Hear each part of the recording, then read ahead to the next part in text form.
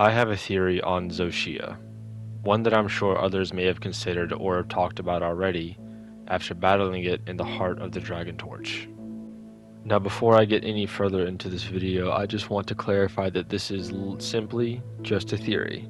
This holds absolutely no weight to the lore of the game, and I could be incredibly wrong.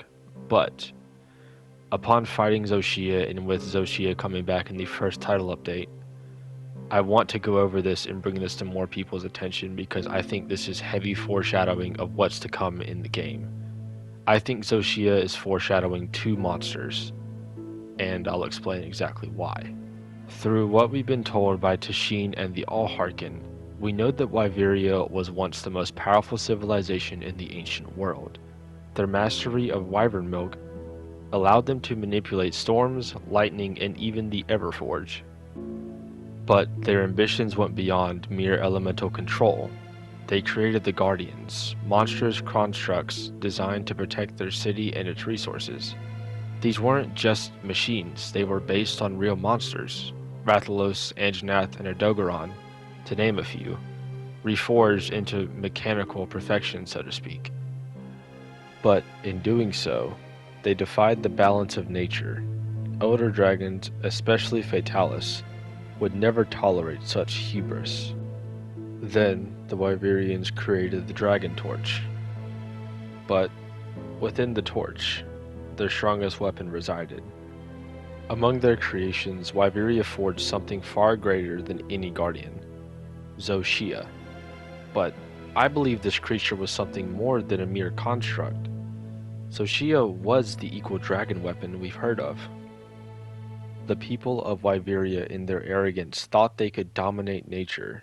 They believed they had created the perfect being, but their ignorance led to their downfall. What caused their destruction? The Keepers never knew. But after fighting Zosia, I have come to a terrifying and unsettling realization about this monster. Wiveria must have understood that Fatalis alone had an unnatural ability to regenerate, even from a single eye. To prevent their perfect creation from falling to the Black Dragon's influence, they needed to gouge out and blind Fatalis from within their design. When battling Zosia, we see its form slowly unveiled. When we break its head, it reveals empty voids for its eyes. This is no coincidence in my mind. They stripped Zosia of sight, hoping to sever Fatalis' connection and prevent it from consuming their guardian. But when Zosia enters its second phase, something horrifying happens to it. It rears onto its hind legs and lets out a cry.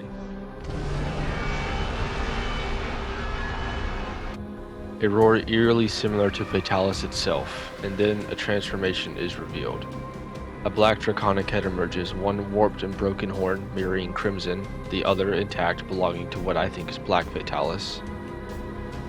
And then it attacks, slamming its black wings into the ground. Massive crystals erupt from beneath it, flaming boulders rain from the ceiling, an unmistakable trait of crimson Fatalis. And then it unleashes a devastating fire breath all over the arena, causing a white mechanic, just like Fatalis in Monster Hunter World. As the battle nears its climax, it lets out one final screech, this time nearly identical to Fatalis' roar. And in that moment, dragon lightning strikes from the sky, and white Fatalis is revealed from Zosia. At last, the being imprisoned within Zosia awakens, no longer bound by Wiverian arrogance, no longer shackled by wyvern milk. Zosia was not just a guardian, it was a prison, and now Fatalis is free. With these revelations in mind, let's take a deeper look at the Dragon Torch and the fall of Wiveria. I believe that the consequences of Wiveria's ambitions were far greater than they could have ever imagined. By harnessing the essence of all three Fatalis counterparts, along with the influence of Shagaru Magala, a connection subtly foreshadowed by Gore Magala's appearance in Wilds, and Zosia's wing design, and possibly even Elatrion, they attempted to create the ultimate guardian. But in doing so, they sealed their own fates. In the end, Fatalis corrupted this golem, twisting it into something beyond their control, and when it was finally unleashed upon Wiveria, it brought nothing but devastation, wiping out all who dared to defy the balance of nature and the will of the Elder Dragons. The Wiverians sought to strip these monsters of their identity, to shape nature itself into something they could control. But nature does not yield to arrogance, and so they paid the price with their very lives. After the destruction, Zosia did not disappear. It retreated, returning to its artificial womb deep within the Dragon Torch. It buried itself, drawing power from the wormway, distorting ecosystems for centuries, until now. And a few points I want to bring to your attention about my thoughts and understanding of this theory.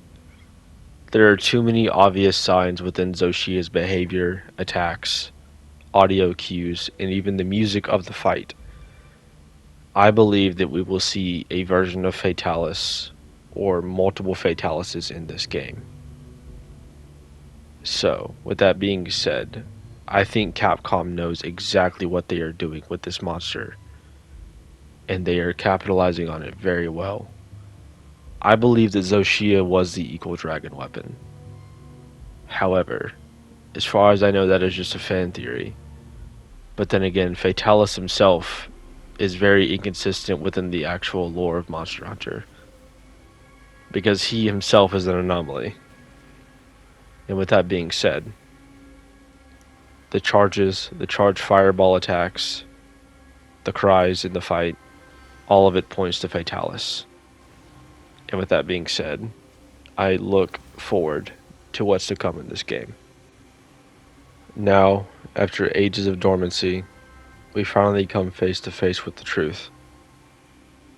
I don't think Zosia was ever just a construct. It was never merely a guardian. I believe that what we fought was not a machine, nor an artificial life form, but something far worse. An elder dragon in disguise. Or perhaps it was something more. A black dragon reborn.